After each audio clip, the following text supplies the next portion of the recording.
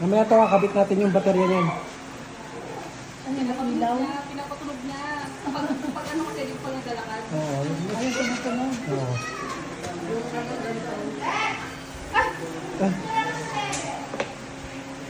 Susukin kasi yan pa.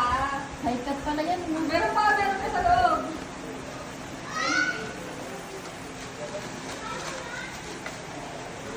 Si B-boy naman nata makaunan nito.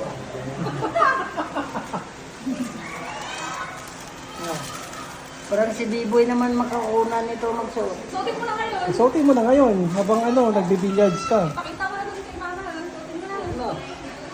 Huwag na, oy.